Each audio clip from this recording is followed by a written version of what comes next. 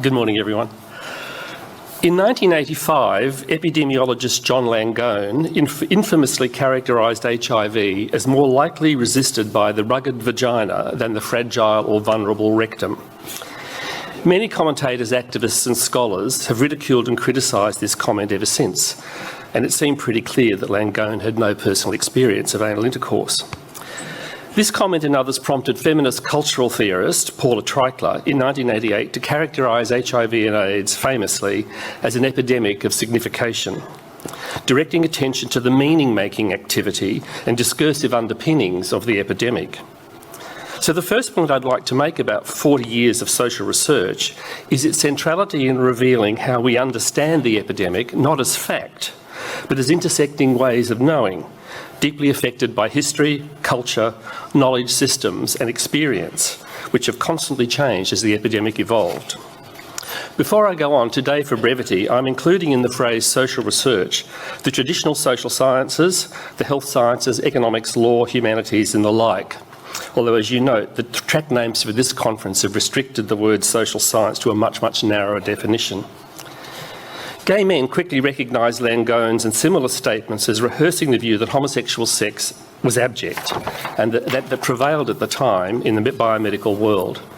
By the early 1980s, gay men had developed sophisticated critiques of such foolish ideas about sex and exposed their underlying assumptions as not based in scientific fact.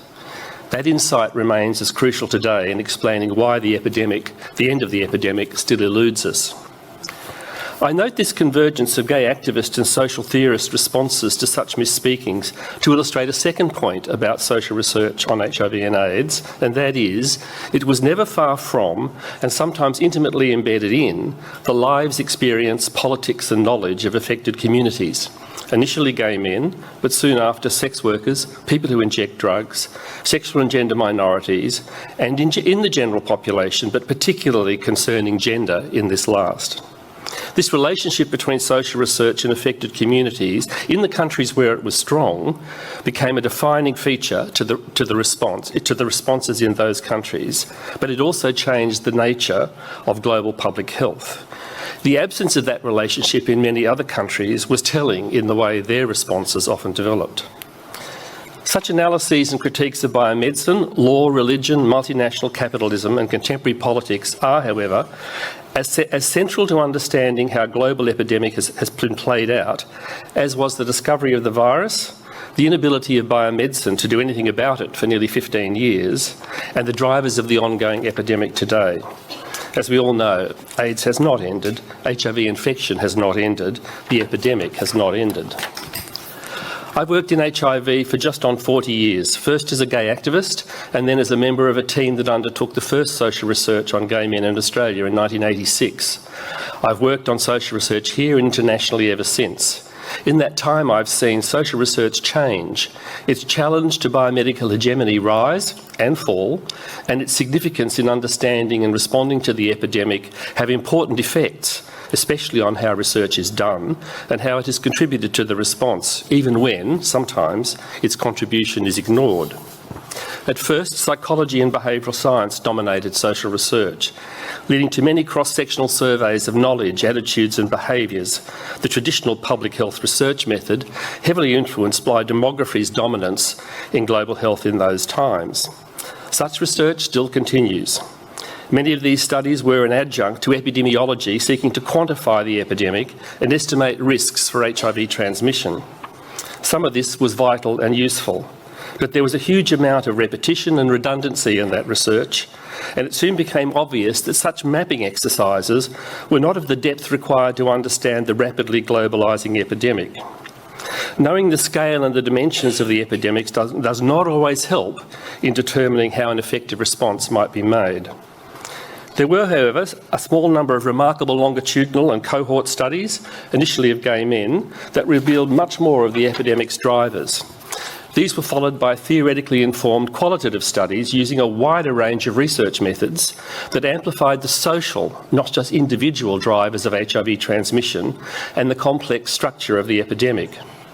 My third point then about social research is the importance of its methodological innovation and depth in crafting more detailed analyses of how this epidemic works, especially the part played by sexual cultures, the social determinants of health, including global health inequalities, and the impact of economic, political and institutional enablers and barriers to creating and sustaining the response. We would never have known about these dimensions and drivers of the epidemic had we not simply relied on epidemiological and behavioural studies to inform our work. It's difficult to believe now that terms like social and contextual factors, structural drivers, the enabling role of human rights and the law, stigma, the market as a barrier to effective responses, just to name a few now familiar concepts in understanding the epidemic, were not in use for all of the 1980s and much of the 1990s. It required hard arguments and evidence from social researchers and demands from community activists to move from individual behavioural models to a more complex and dynamic social understanding of the epidemic and provide advice how to respond. A few further examples might help.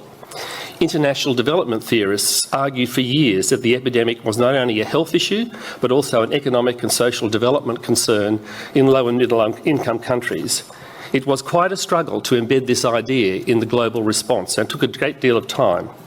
Similarly, positioning women, particularly young women, as socially vulnerable, not just biologically susceptible, took quite some time as well. So much for the robust vagina. A third example was and remains the activism of people living with HIV themselves in demanding to be regarded as PLHIV, or the earlier acronyms, not victims and sufferers, and to have a place at the table beyond the role of patient, a significant shift with impact well beyond HIV and AIDS. The participation of people living with HIV in much biomedical research was actually a product of struggle, and their earlier participation in social research was the model that was used eventually to allow more participation by PLHIV in biomedical research, but it wasn't as welcome as it's sometimes remembered to be.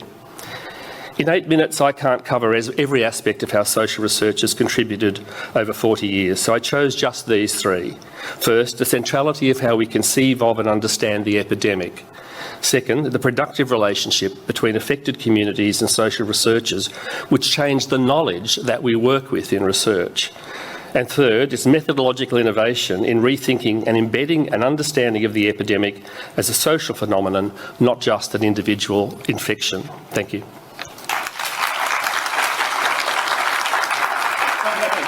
I left out a page. There's one more page to go, very quickly. Serves me right. I shouldn't have used a staple. Time and time again, we have seen claims made about breakthroughs, some real and valuable, some chimeric and less effective in the real world than in the laboratory. Most often, it is complex social forces that refuse, delay, obstruct or rob these breakthroughs of success. To offer just two examples, effective antiretroviral therapies and pre-exposure prophylaxis or PrEP. 27 years after the protease moment, with vast improvements in treatments ever since, we still have a quarter of all PLHIV globally not receiving treatment. And the promise of treatment as prevention is unrealised in the 1 to 1.3 million new infections that happened in 2022. Also, despite strong evidence of the effectiveness of PrEP, only 1.6 million people used it in 2021, including those who took only one pill, a bizarre measure by any standard. Despite real gains in stemming this epidemic, if these biomedical interventions are so effective, why are they not universally accessed or used? The answer lies in social, not individual determinants, drivers and factors. This is why social research is more important than ever in investigating why we are not getting to zero, why there is no real end to HIV or AIDS in sight, and why our current efforts are not hitting the mark. Thank you.